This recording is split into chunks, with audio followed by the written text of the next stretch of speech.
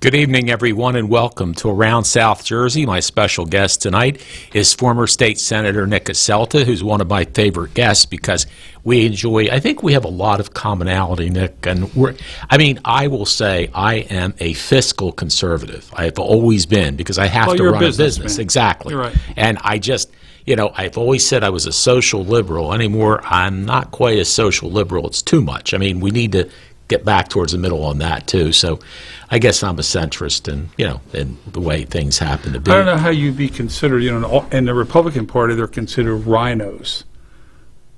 Yeah. Like not a super conservative, but more of a moderate. Yeah, right, yeah. I don't know in the Democrat Party what you'd be considered. Well, you'd be like a rhino in the Democrat Party. I guess so, yeah. Right? It has been interesting. I'll tell you, most of the time that I served in government, 33 and a half years, I was very fortunate.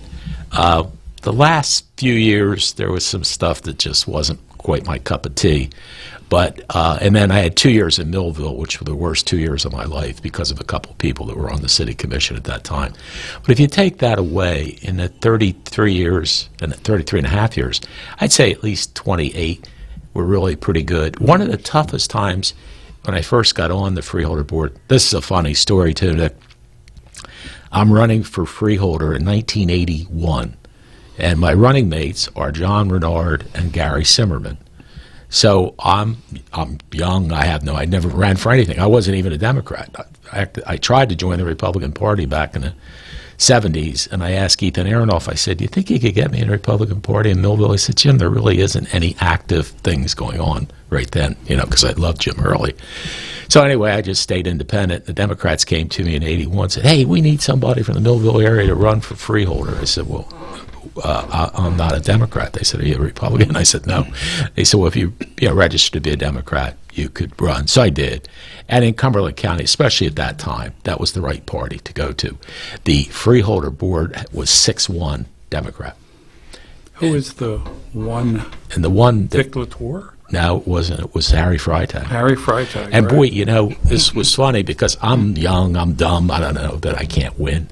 So we gave a luncheon in 1981 at the Grand Old House, and Chuck Fisher's sitting at the table. That's the year Salmon ran against Jim Hurley and, all that stuff. So Ed's going around, or Chuck's going around the table, and he goes, Ed, you're a winner. Well, Ed wasn't a winner. And Gary, you're a winner. John Renard, you're a winner. Sheriff Castellini, you're a winner. And he got to me and he goes, you can't win. And I'm going and I'm the only one out banging on doors. So it's like, okay. But he was right. Who in the world could beat Harry Freitag? I don't care who it is. But, Nick, that brings me to something. When you think about who's successful in Cumberland County government had been, or any government, in fact, Millville in particular as well, maybe some Vineland also. If you look at funeral directors, you had Rocap, you had Shannon, you had, locally for Shannon, you had Harry Freitag, Marv Pageant, right off the top of my head. It might have been some others as well. But they're in a position where they are very nice to people and people appreciate everything they do. Exactly. So they think of them highly, which they should. So that gave an advantage. Then when you start looking at people that are popular, that get elected a little easier, are coaches, teachers, because teachers have had many kids. Johnny Capizzola said to me last year, of course, he was running against a team, it wasn't going to be able to win, but he had 15,000 kids because he's a phys ed teacher. Ed Salmon probably had 10, 12, 15,000 kids, that helps a lot. I taught briefly, and then coaches do well, at least from what I think. Well, because you interact with the families on a daily basis when that kid is playing that particular sport. As you know, I coached high school, college basketball for quite a few years, and all those families, all those parents, I got fairly close to, and they knew my commitment to their kids was to help them be as good as they can possibly be, and possibly get a scholarship, which helps them as a family. So, and that happens an awful lot. John Casadia, what a great coach. He's helped so many of those kids, boys and girls, get scholarships to four-year schools. He would be a good candidate. Yeah. Not maybe now, he's older, but at that point to run for office. So, quite frankly, we used to recruit people like that. Mary Gruccio was an yeah. educator. Yeah. We recruited her. Yeah.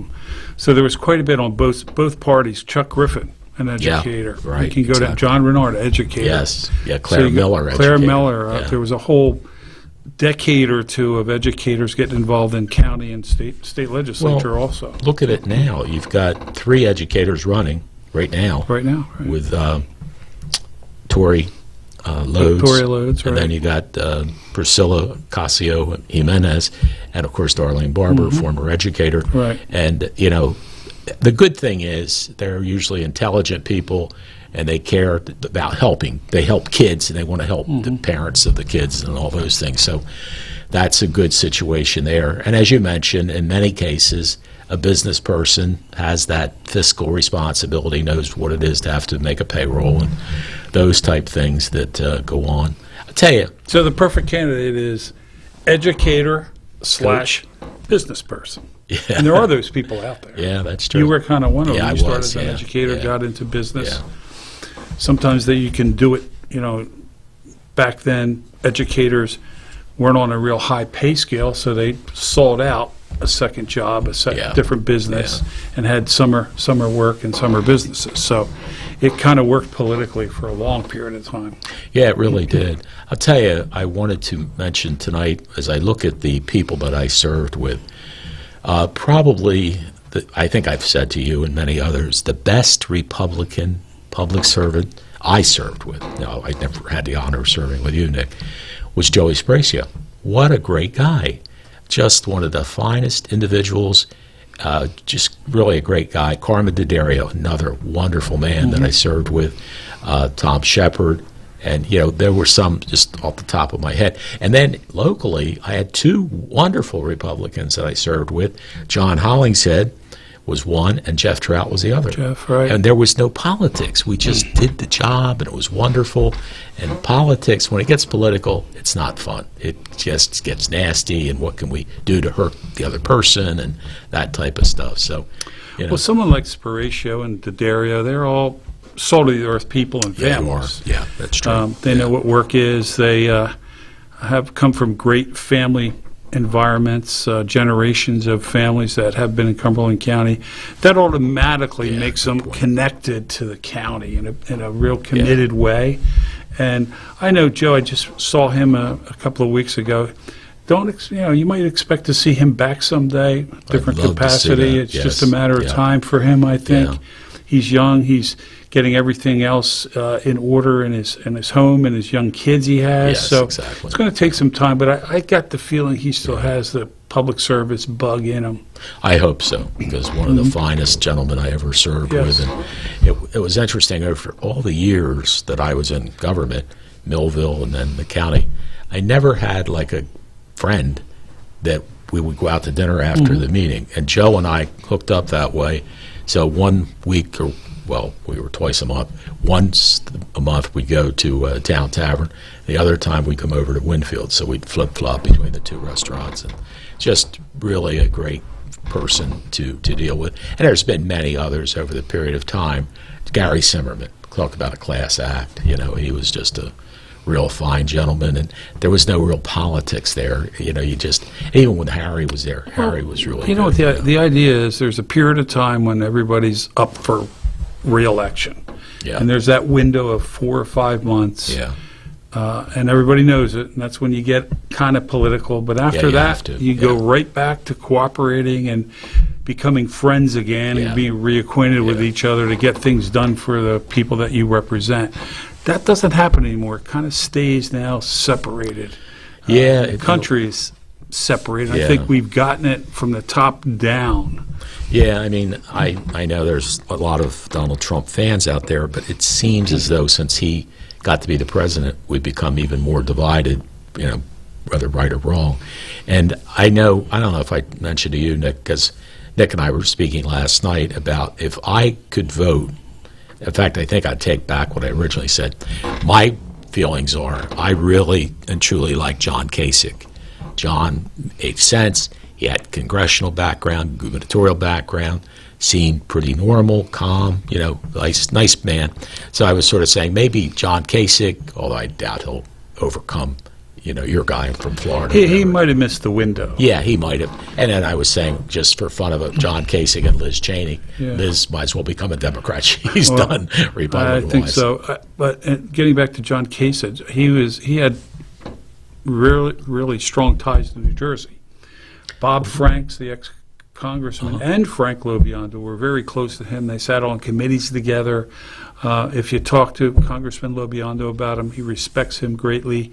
Bob Franks, obviously, is not with us anymore, was the state party chairman back in the day, a real effective congressman in Washington, and he and John Kasich were very close. I think they were both on the budget committee together. Right. So those alliances were set, and Kasich had good connections here in New Jersey. So, You know where he stays all the time? Where he is?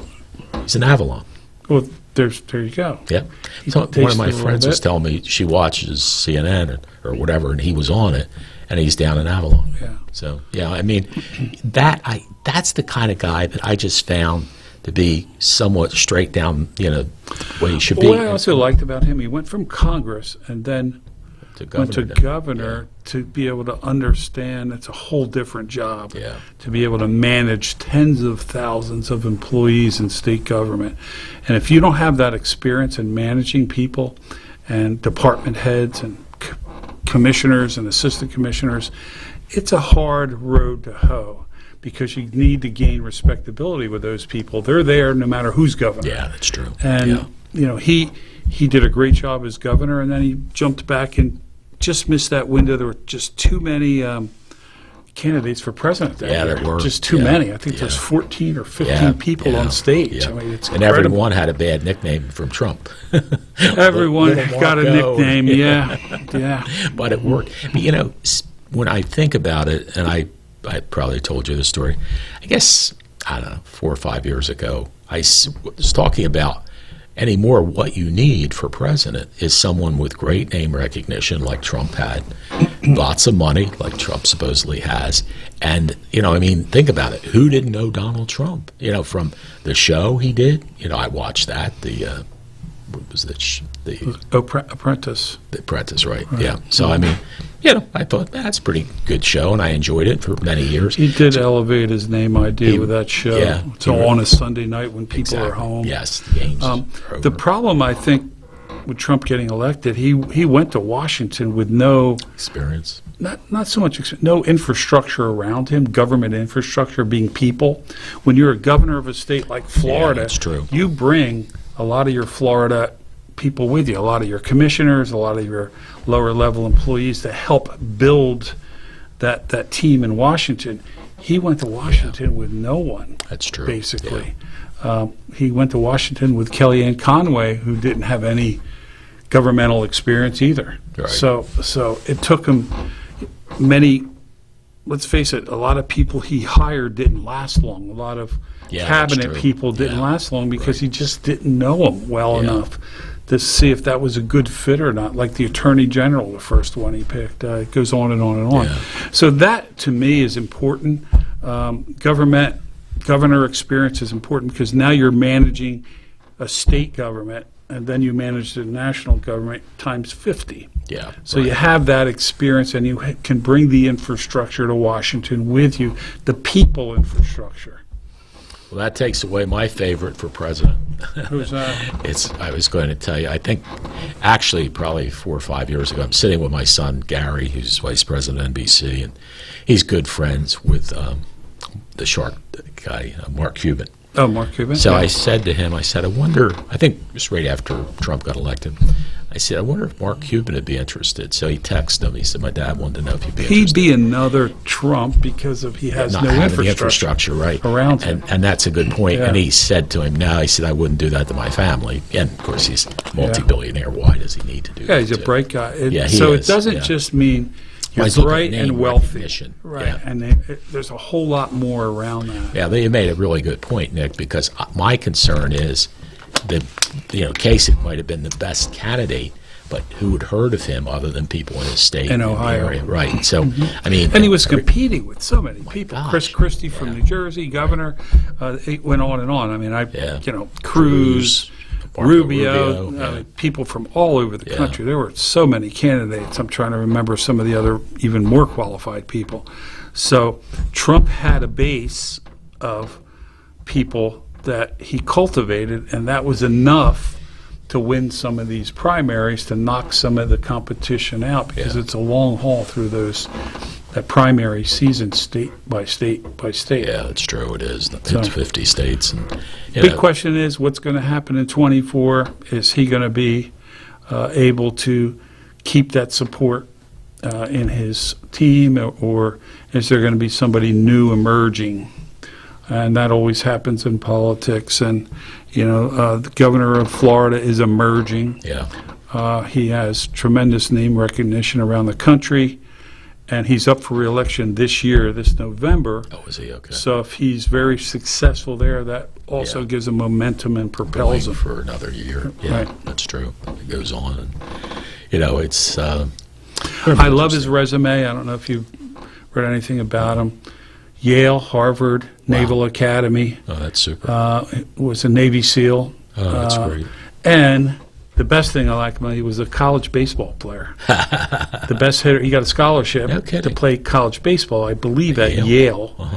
And he was just a kid from Florida, a middle-class kid that got a break, got a scholarship to play baseball, and he parlayed that into that whole educational turnaround all the way to the Naval Academy and becoming a Navy SEAL, and then eventually an attorney to boot.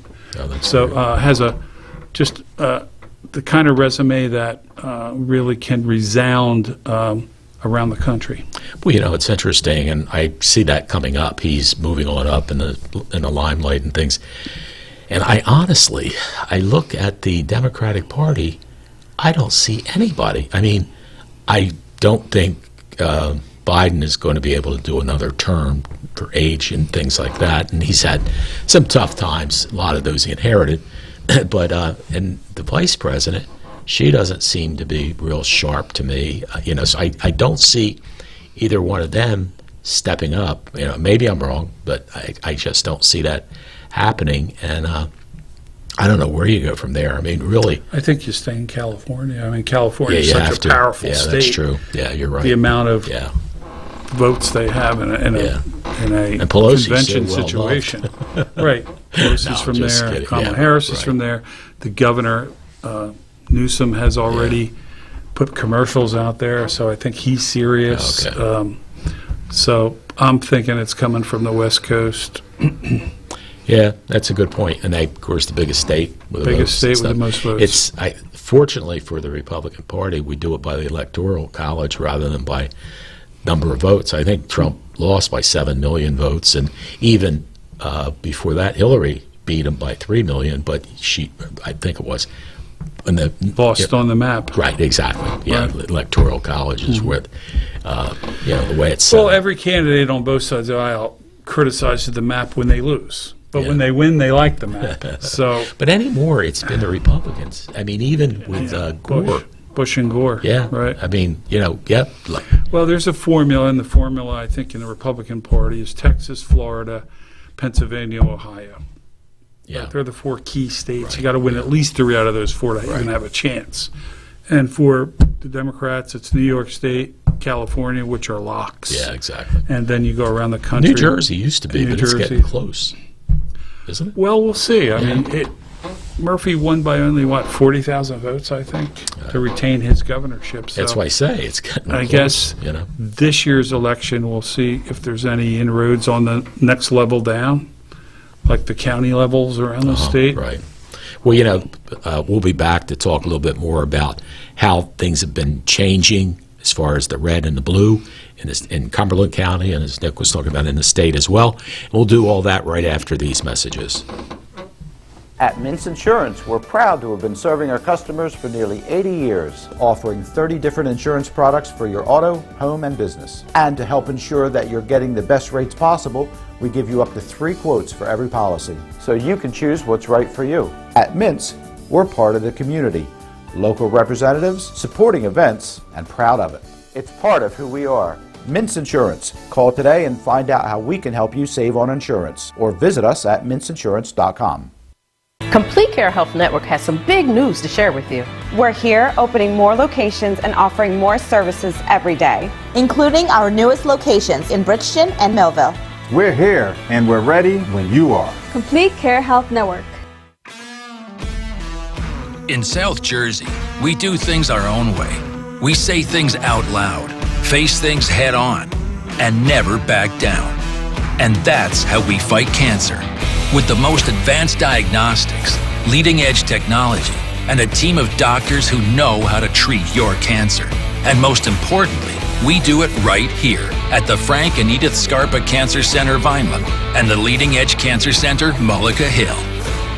Complete Care Health Network has some big news to share with you. We're here opening more locations and offering more services every day, including our newest locations on Pearl Street in Bridgeton and High Street in Millville. We're here with convenient, high-quality, and accessible healthcare services all under one roof. We're here just a call or an email away. We're here to provide compassionate care for you and your family. We're here and we're ready when you are. Complete Care Health Network. Ready when you are. I chose DeMarco Luisi Funeral Home because they treated me with respect and compassion. I couldn't have gone through all this if I didn't have DeMarco Luisi by my side. They did everything that they could to make me happy, and that was important to me and my kids. At the DeMarco Luisi Funeral Home, we're here for you and your family in your time of need.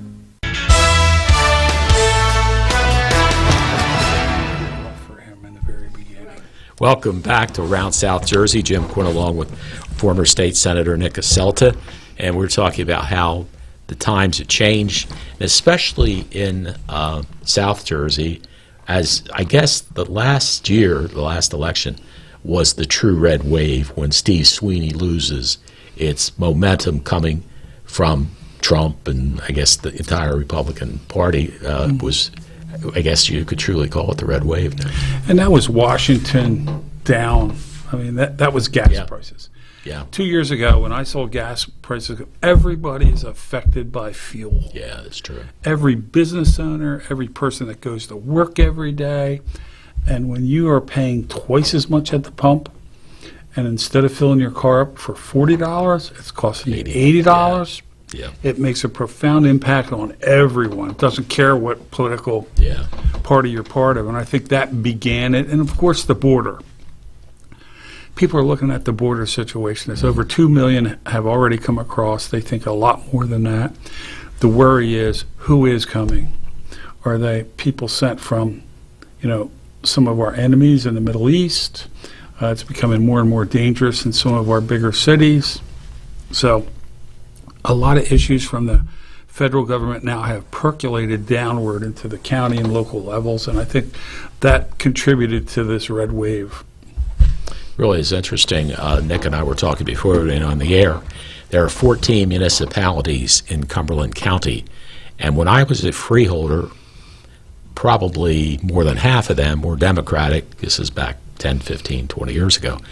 But today, as we look at it, there's 14 municipalities, and the only Democrat mayors that I know are Mike Vizard with the Commercial Township and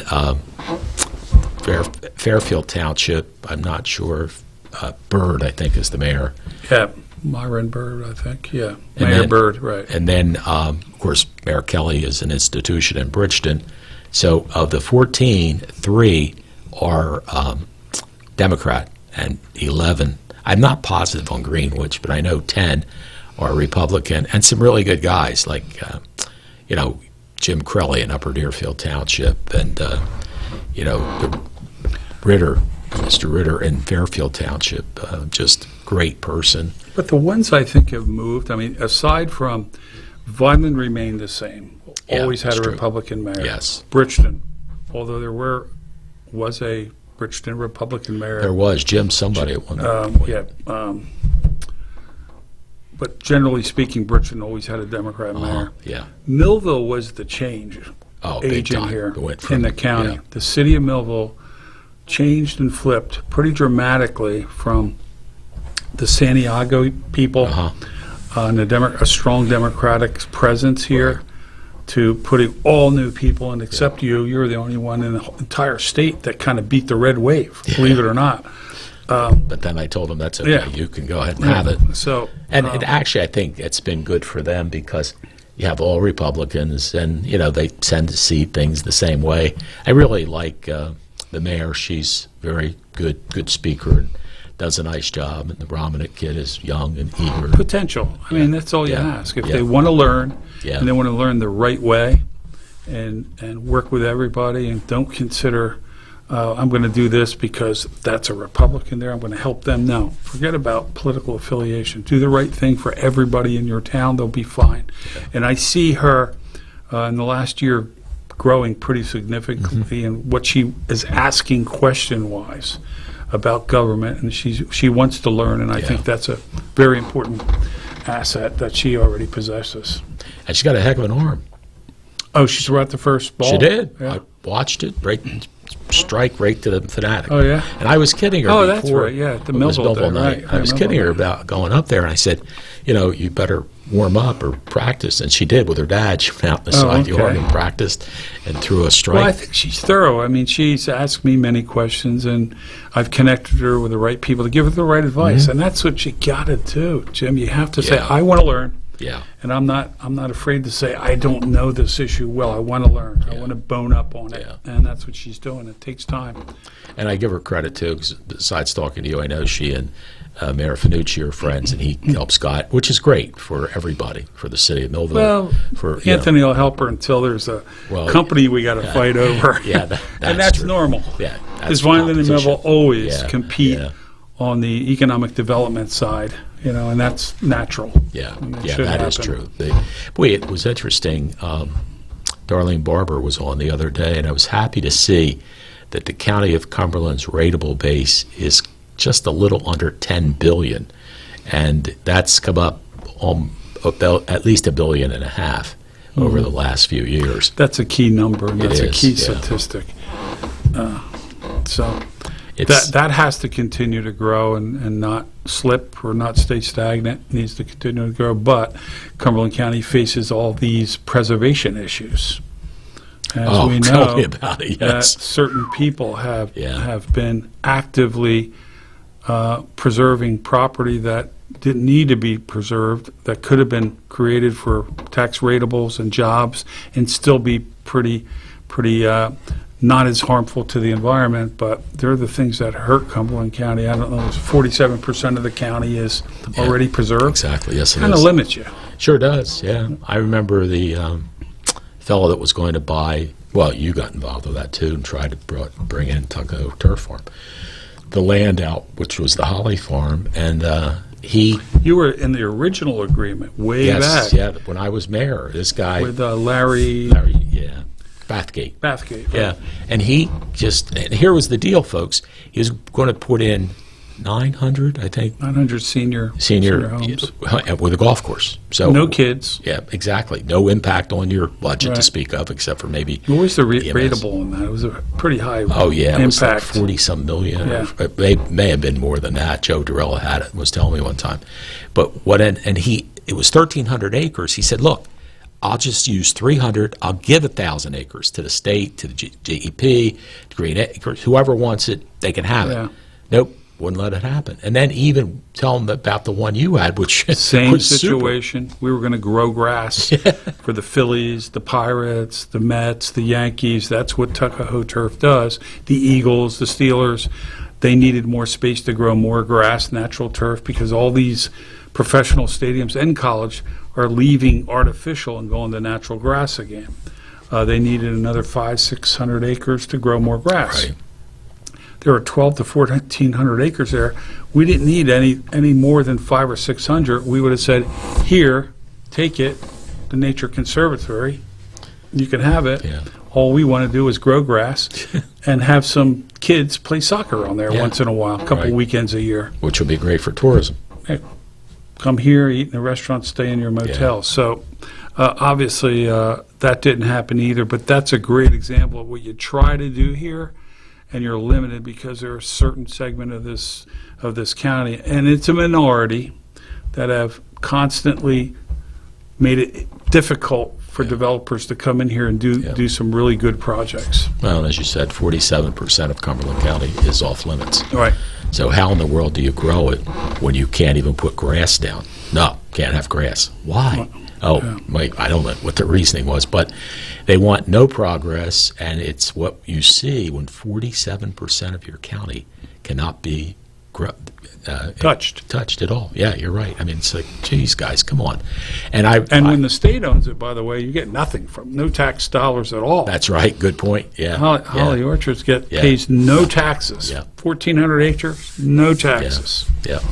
One that really frustrated me when I was the mayor, I brought in Railing Dynamics. They made those vinyl railings and things that were doing very, very well. They were renting a place on 10th Street in Millville, so they wanted to go and buy the land next to Durand on Orange Street in Millville that had been the Millville Industrial Park 40 years, 30 years, stuff like that.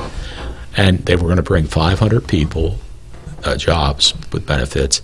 They were going to also build a 400,000 square foot warehouse, which would have been a rateable jobs.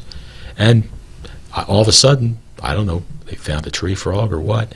It's no longer used. You're not allowed to use it anymore for industrial park, even though it is in your industrial park, and it is off limits. So they went to Atlantic County, and there's another piece of property that could have brought in, a few hundred thousand ratables. You got nothing whatsoever. So that's always been killer. It's a killer. It's like Larry Bathgate said. He said, "I've never seen any state like the state of New Jersey with just nothing won't allow." And if you think about it, what's unfair is South Jersey really gets slammed, and Cumberland in particular, because the land is so reasonable. But like you said, Nick, you don't get anything from the state. They don't give you a dime for the land that they cover and they take over. And I mean, poor Bob Campbell and Mike, Mike's the mayor now, Rothman, in downtownship, like 87% of the land is restricted, Yeah. It's like, so okay. what chance do you have? Yeah, it really is tough. And they want to put sewers down the main street, which is a good thing if you have large parcels of land that you can encourage developers to come in and build things. Well, not just housing, but other small businesses. Well, you know what is good, and I understand what you're saying, because the lots are small, but a friend of mine owns a good-sized piece of land right on the water, and there's been discussion, I haven't talked to him to see if it's him, but there's discussion about a hotel coming, and this would be an ideal piece of land. Like I say, it's right on the water, and if that could happen, the Hotel Charlesworth is doing phenomenal. Sybil, the owner, is just taking it to the next level, and the property values. One of the homes just went for $500,000. It was normally for $250,000. Being near the water. Exactly, Nick. It's that, That's and a we gold are. mine. I know we are the other Jersey Shore, and that's one nice thing that they have there. Greenwich has it, Port Norris has it, a lot of the areas that are on the Delaware Bay. So, I mean, that's a nice aspect. But again, to develop it, you got to do what Downtownship's doing, because you can't put in enough septic systems. You could never do a septic system for a hotel and stuff. And DP wouldn't want it. No, that's true. Right. So good point as well. We're talking with former State Senator Nick Asselta about government, politics, and much more. We'll be back with more right after these messages. More than a century ago, General Tire was born, right here in America. Since then, we've made a name for ourselves by making tires you can depend on. Tires built to handle any road this country can throw at them, and relied on by every kind of driver. So you know that no matter where life takes you, with General Tire, anywhere is possible. At Mintz Insurance, we're proud to have been serving our customers for nearly 80 years, offering 30 different insurance products for your auto, home, and business. And to help ensure that you're getting the best rates possible, we give you up to 3 quotes for every policy, so you can choose what's right for you. At Mintz, we're part of the community, local representatives, supporting events, and proud of it. It's part of who we are. Mintz Insurance. Call today and find out how we can help you save on insurance, or visit us at mintzinsurance.com. Complete Care Health Network has some big news to share with you. We're here opening more locations and offering more services every day, including our newest locations in Bridgeton and Millville. We're here and we're ready when you are. Complete Care Health Network. In South Jersey, we do things our own way. We say things out loud, face things head on, and never back down. And that's how we fight cancer.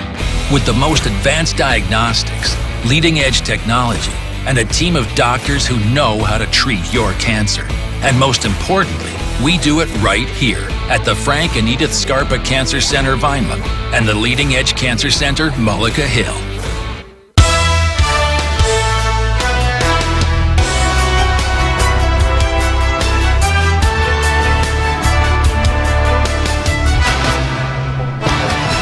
So for the county. Welcome back to Around South Jersey. Jim Quinn along with Nick Asselta. We're talking about state government, national, talking about all kinds of government. We didn't, the big story we haven't brought forward. What's that? Jeff Van Drew. Oh. Okay. Didn't you see what's going to happen? Yeah, I hope the same thing doesn't happen to him that happened to Pence. Yeah. Now, that never happened. I have a friend who told me that they never said hang Mike Pence. They never said that. So I guess he doesn't watch anything. Listen, I think Trump needs, right now, needs a lot of help moving forward to get over this hump, to get the nomination. He thinks he has it all locked up. Right. And it's way, way early. And I don't know what this raid produced at his home in Florida. No one really knows, but they did confiscate supposedly his credentials, his passports.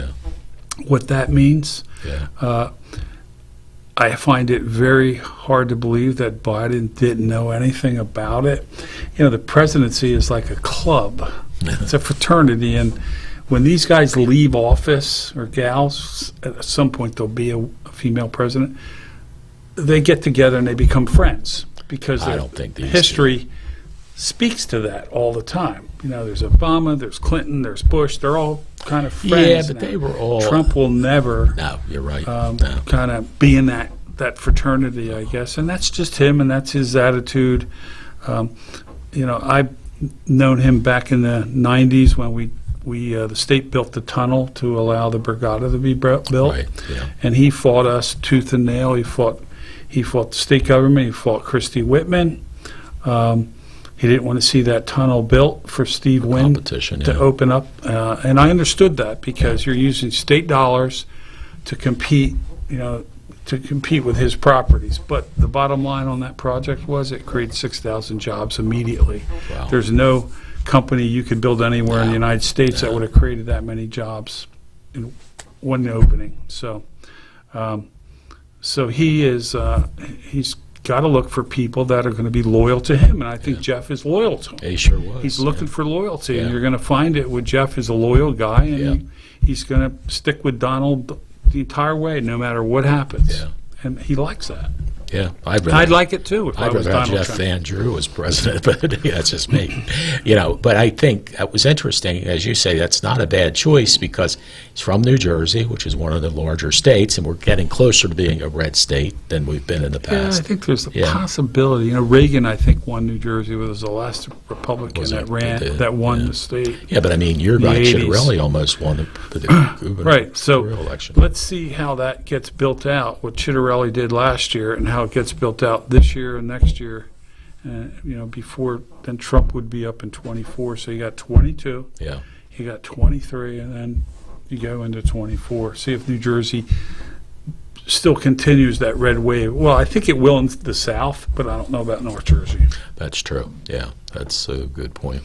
But Van Drew is well liked and has always done a he'll good campaign job. For sure. Well, he will. He'll send him all over the country. So in that respect, I clearly understand what Trump is thinking. I need loyalty right now. Yeah, he does. That's true. And Jeff has been loyal to him from day one when he switched parties. So that's what, in my eyes, I think that's what Trump is looking at, loyalty right now. Yeah, that's a good point. And Jeff was and still is, I'm sure, very loyal to him. And you know, that's important when, especially for Donald Trump, to have somebody that and the country needs another change agent. I mean, Biden has not been successful on so many fronts. Everybody realizes that. Even the regular Democratic Party and on the local levels, they're trying to defend what this guy has done. They don't want him coming in campaigning for him, Congress people especially. Right. So that tells you something. So the country's looking for another change agent. Will that change agent be Donald Trump again, or will it be someone else? Yeah. But they are looking for someone to change the game again. Yeah, it's true. And as you talked about, I mean, the governor of Ohio probably, or of the Florida rather, will probably be the He's closest. right there. He's at the right age. He's young. He's got the resume and he's got the temperament. I don't know. I watch a lot of the press conferences that he puts forward. He's tough and stern, but he doesn't embarrass people along the way. He says, this is the way it's going to be. This is how I got elected. This is what I feel about this issue, whatever it is. Right. Masks in schools, whatever he tackled, he said, this is how I feel, and I think this is the right way for our state to go. You may differ with me, but so that temperament, I think, is needed, because I don't know if the country can go through another kind of presidential race that tears this country apart again. Yeah.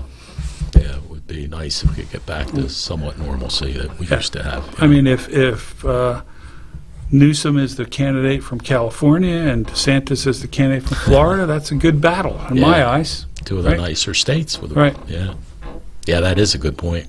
But if Trump continues to hold that base and can keep it for the next 2 years without any problem, he's going to be, and if DeSantis, I don't think will buck Trump, but he's lurking out there. Well, the good thing. He's there in case you need him. Yeah, and the good thing for DeSantis is he's young, where Trump would be 78 the next time he runs. And, of course, Biden will be close to 80. So, you know, that's a very good point.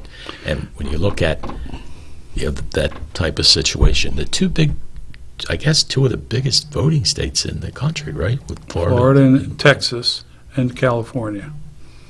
Texas also. That's right. I'm sorry. Yeah, that's true. They're the three biggest states to look at. New Jersey's got to be, and New York State got to be close, right?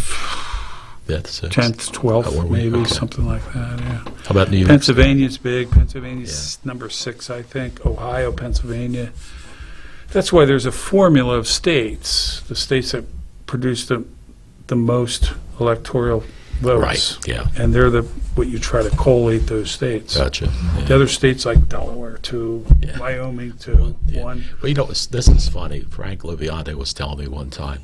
I don't know who it was. It was obviously, it's been 20 years ago at least. He said, Jim, there's only one congressman in Wyoming. And at that time... And 2 state senators. That's 2 and 2 state senators, right. Just like Delaware. Yeah. Has 1 congressperson and 2 senators. And he said the guy that was the congressman had his own plane. So at least it was easier for him to fly. That's a big state and area. Big state. No, it's a long way to Washington. It sure is. Yeah. Well, and you saw yesterday, to Trump's credit, his person he supported knocked Lynn Cheney right out of the box. Yeah, and I think that was an easy one. I think the one that I think is problematic and the one that I think he made a bad call on was putting Oz in the race in Pennsylvania. That's one of the things I wanted to talk McCormick about. Was a great candidate, and McCormick was a home state kid, did well in business.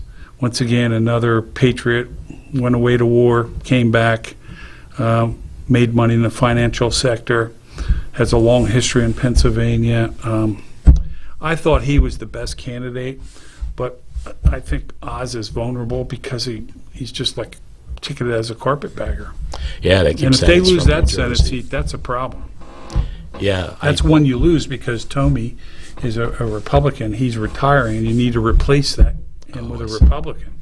Okay. Yeah. Yeah. Well, again, and that was a close race. Think about this, and when you have those type of close primaries, the loser, and the loser supporters they're not too enthusiastic about who won. Yeah, that's true. Yeah. So They Oz may is sit already back. down in the polls to Fetterman, and he's not a great candidate. Oh my God! Any stretch of the Did imagination. somebody tell him how to get dressed? He looks terrible. That's his stick. Yeah. That he's 6'9". Oh, is he that tall? He dresses like a a football player. Yeah. And he's just going to be a hardcore, labor guy, and that's it.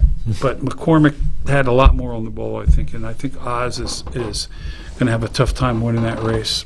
Well, though, Nick, it comes back to the celebrity thing. I mean, Right, who doesn't he likes know celebrities. Dr. Oz? Let's Right. face it. Yeah, and I mean, I'm not sure whether he'll lose or not, although I know, the carpetbag where he was coming from New Jersey. And The first ad came out against him was a great ad. That guy put, especially about North Jersey, how Fetterman said, do we want somebody running our state from North Jersey and not South Jersey? Yeah. Because Pennsylvania likes they South do. Jersey. We sort of have That's a where they sister city. vacation. Exactly. Right? Yeah. So, I mean, that's going to be a key race to watch and to see if those numbers can move at all moving forward, because Oz is, got a lot of baggage there. They can pull up plenty of tape on him supporting Democrats all the way down the line, and so, and McCormick's people were the solid Republicans in the state that kind of voted for him. So we'll see what happens there. Yeah, it'll be interesting to see how that comes about. So, it's again, I guess when you look, well, even Ronald Reagan, you go all the way back to him. There was a celebrity, movie star, and actor. California, though. Yeah, Came from a huge he state. did, but yet, I mean, he was a was Republican governor. and he won. Yeah. Which is quite a feat. Which leads us to the ebb and flow of politics. Yeah. And there's Democrats and Republicans, and they kind of switch places sometimes. Sometimes they stay a long time in that place. Yeah. And we can use Camden County and Yeah. the job that George Norcross did for many years, controlling that area of the state, and keeping Democrats in power and elected all the time, because he kept rotating people, moving people. Don't let one person stay too long. They get unhappy. It's hard to manage all those people when you're a winner, when you got so much. Yeah. And eventually it's going to, break down on you. And that's what I see happening in the Democrats in South Jersey, that eventually was going to break down. Eventually. Yeah. I was there when it began in the mid-'90s, when that whole coalition with Joe Roberts and Norcross got started in the legislative end, that they started fighting internally against the Northern Jersey legislators. I see. And that grew into their power base that they built in the South. So it's the Republicans' turn now to begin that stretch of time where they're in control and they're running the show. Well, Nick, as I remember back, I can't, except for Jeff Andrew, all my life it was Republicans that controlled the first legislative district. Oh, yeah, sure. I mean, you were there, you go right down the list, and even now. Cafaro, before that Hurley, all those. Chinichi, all those Luciani, people. and that's what you had all the time. But the demographic changed in the district. Cumberland County especially changed the demographic. Yeah. We lost a lot of businesses, went south. Yeah. A lot of those business owners left, went to Florida, and they got replaced by struggling families. Yeah. And it's nobody's fault, but it happened, and those families immediately gravitate to the Democrat Party, because the Democrat Party seems to provide the resources and programs to help them get a foothold in their community. Yeah. So that's kind of how that happened. So I see it's a Republican's turn to take over, especially down here in the South. We were in total control in the South in the legislature back in the 90s, in the mid-90s. Don't you think that's what it's going to continue now? I mean, with Mike Testa and Anton. Well, I think what happened, the independent voter, think about the independent voter. There are more independent voters than Democrats or Republicans put together, unaffiliated. Yeah. They're not, so what are they? How many Democrats do you have in Cape May County? You can count them on your fingers. Right. Well, that county is an anomaly. Yeah. It's that county and Ocean County are kind of solidly, they're never going to change. Yeah. But the rest of the state, the independents kind of play a big role. and who gets elected, because the independents care now about what? Crime, inflation, gas prices. They're concerned about all these issues that are happening out of Washington and hitting us here at home. And I'm an independent voter and say, some years I vote Democrat, some years I vote Republican, but most of the time I vote Democrat because I'm an independent voter. Now I'm tending to lean more Republican because I'm seeing what their platforms are, what they're trying to do. And the Democrats in Washington have made our lives kind of miserable in the last year or two. So the Republicans have captured that independent vote. If you look at the statistics, how long can they hold it? Well, I got to tell you, big story. Yesterday, I bought gas for $3.97. It is coming down a little bit. I'm thinking, but here's my $3.97 a year ago. It was so like for a year, $2.50 or something. If I calculate how much extra dollars I spent on gas, I'll never get that money back. And it was all because of shutting down that pipeline when he got sworn in. That didn't have to happen. You took thousands of dollars out of people's pockets that they'll never get back. Okay, it's great. Prices are starting, but what happened to that money I needed last year? Yeah, I know what you mean. Instead of putting 40 in, I put 80 in. It's horrible to go to the gas station. Like, oh my God. And if you have two vehicles at home, say the wife and you, and they both work, it's an extra $500 a month. Yeah, that's easy. True. Yeah, it's unbelievable. It's sad. It really is. Sad day. But I still say, as I look at the legislative district in one, other than Van Drew, and he was amazing. He knocked on every door, and he was a great campaigner. I don't remember any Democrat other than him and his team for that period of time. Nick, do you? Eddie Salmon. Eddie Salmon for 2 years. Salmon cracked the. But 2 years, and then he saw what was happening. And Eddie was one of those retail politicians also. He was a teacher, a coach, had the right profile. He worked hard. He was a likable guy. I always tell Eddie this story. My father never voted for a Democrat in his entire life, but Ed Salmon. That's something? He told me, he said, he's the only guy I ever voted for. Very charismatic. Because Ed wrote my father a letter or something when my brother died, and he just, that's what happened. Yeah, and Ed was always very good at that. But as I say, I just don't see in the future, at this point in time, you never know, but I just see with Cape May County being so strong Republican. I know Cumberland but they're losing population. Yeah, that's true too. Right, they're shrinking population. Because the shore houses are 5 million, and the average person's exactly, and those people are fading away, going to Florida, or they're just fading away, unfortunately. Yeah, I know. So ever since when I was in office, the population was maybe 110,000. Now it's in the 90s. Yes, it is. Below 90s, so they're losing. Ocean City used to have many more full-time residents than they have today. Knockdowns, teardowns. So, they'll continue to be strong. I forgot about that as well. So let's talk about the county. I mean, the county, we have a county race coming up. This is a year here in Gloucester County that if the Republicans win, they take control of county government. And when we say, for your viewers, what control means is they become the agenda setters. Right. They control the agenda for the county, in which they want the departments in that county that operate under your tax dollars to do X, Y, and Z to help residents. Now, the Democrats have been in control for quite a long time. There was only 2 situations that I could remember in the last 30 years where the Republicans took over for a year or 2, and that was it.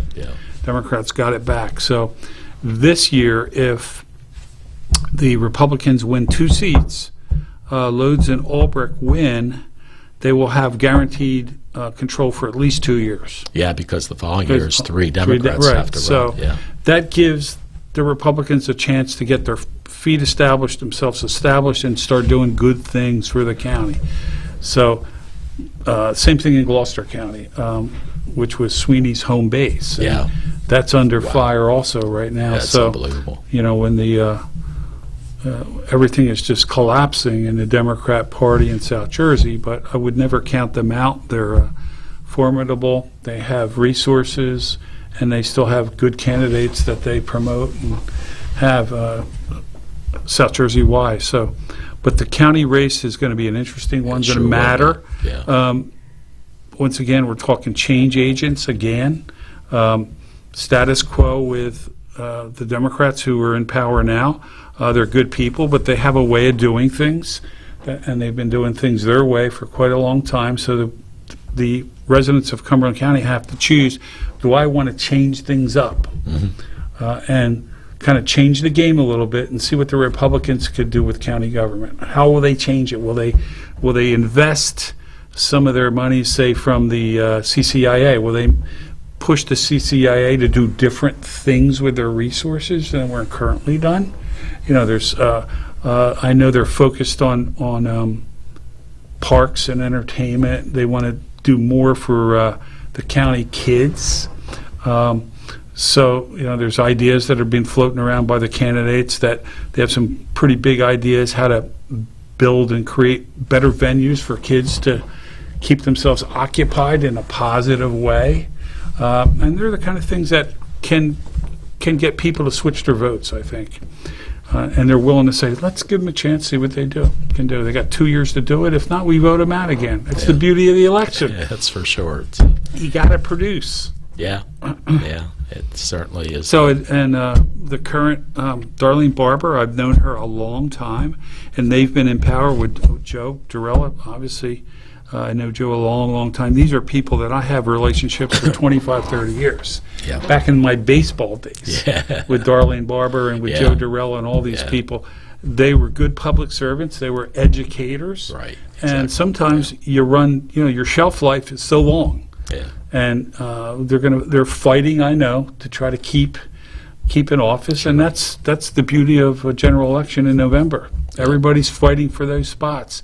And you know what? It's a great thing because we want to keep inspiring people to look towards public service, quality people. Yeah. Once we start losing that interest in people that are embedded in the community, we begin to slip away and not take care of the citizens in which need to be taken care of, the vulnerable ones in our county, the elderly, the young.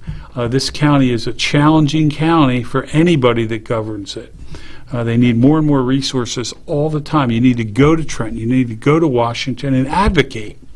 And I wouldn't care who it is, Democrat, Republican, they need to advocate more for resources. Well, and I know you served for about 6 months until the college got combined with Priscilla. Well, I think I had a Cossio. year and a half, I think. Well, I mean, I'm talking about Priscilla Cossio. Oh, yeah. I served with her for about 6 months, before she moved on. But Priscilla is an educator, just like Tori Lodes is an educator. And, of course, Darlene was an educator. And I have a lot of respect for Priscilla and Darlene. They both... They understand the importance of education of our county, all three of them, because they're educators. And you know what? Look, thank God, Nick, I know we had mixed emotions about Cumberland County College becoming part of Rowan College, and it's now, Rowan College of South Jersey.